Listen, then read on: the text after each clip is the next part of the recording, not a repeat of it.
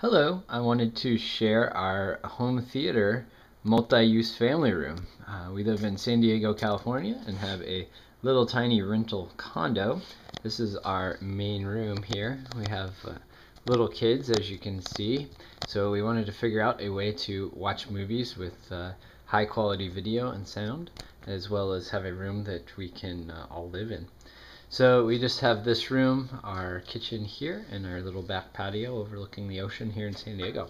So we share two walls, so you'll notice I might say 6.1, but there's no 0.1, there's no subwoofer in here because we share both walls, so we have to be kind of quiet. So this is our daytime setup. We have the screen retracted. We have just an LCD TV that we've had for a while, and we run it all through a home theater PC. I just built a little computer over here. It's got DVD, Blu-ray, TV tuner card, graphics card in it. The graphics card is ATI Radeon 4000 series.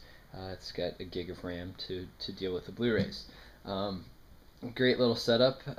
My receiver over here that it pumps the audio through is a Denon AVR 1804. It actually doesn't have HDMI. I bought that right before they started adding HDMI. So I have discrete 6.1 audio pumping into it, so I can get DTS and Dolby ES and EX, which is their 6.1 surround format. You'll notice I'll have the wires just run up around the room. Again, it's a rental, so we didn't want to go too crazy.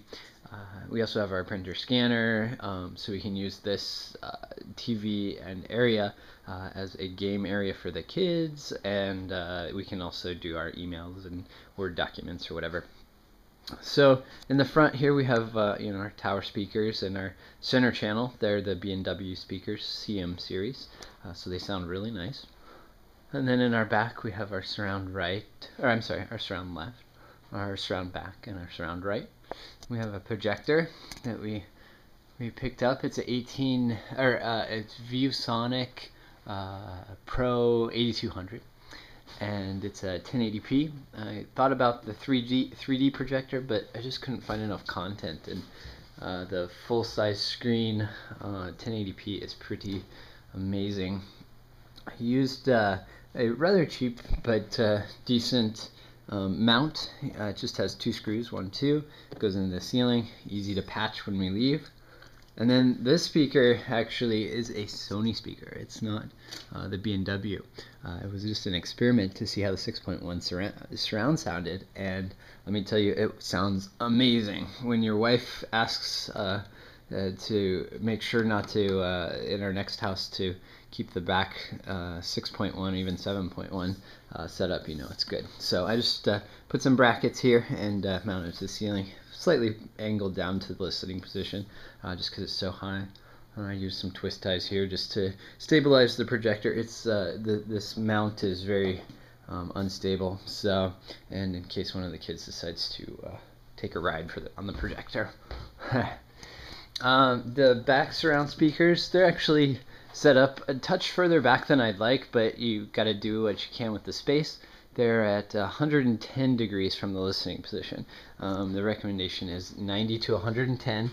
So in retrospect, I probably would have stuck it in between the window and the door, so it'd be closer to the listening position.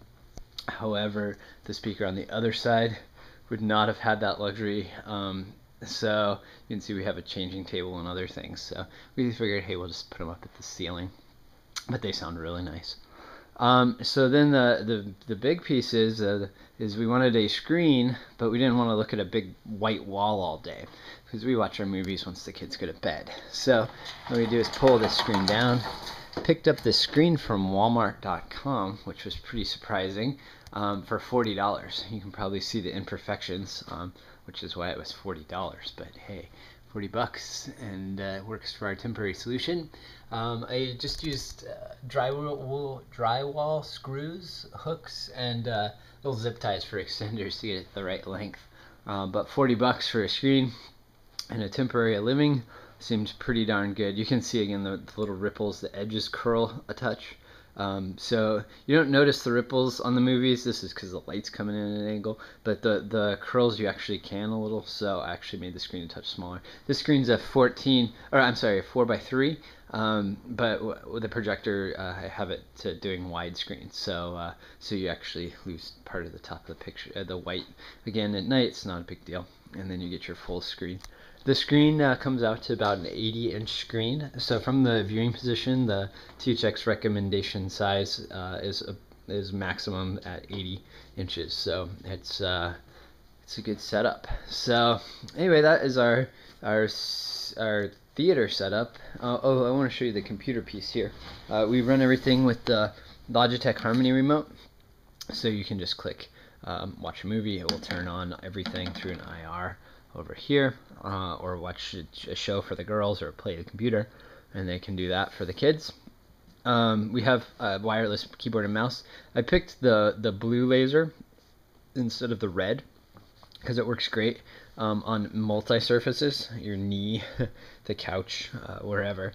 We seem to actually use that quite a lot, and that's really nice. Oh, and the other piece I want to show is I have another monitor connected right here. I run Windows 8, and it does multi-monitor really well. So when the kids are watching a show and I want to work on the computer, I just pop this guy up here on the table, and then I can just work from here and let the kids watch their show there. Alright, so now it's nighttime, the kids are in bed, and we're ready to watch a movie. We kind of have side lights there. I'll go ahead and fire up the projector. While that's turning on, I'll turn off the TV from the day, pull down our screen. We'll do a quick little video demo, so I'll grab the mouse. Here it comes. We have Windows 8 start screen here, so we'll just go over here, about a little demo video, and this, put it full screen, there you go. So this is our home theater at night. So we have our viewing, you can see we have our screen and all of our components working together. So color is spectacular, and again that sounds really nice with all the different pieces. There's a projector and surround sound. Thanks for watching.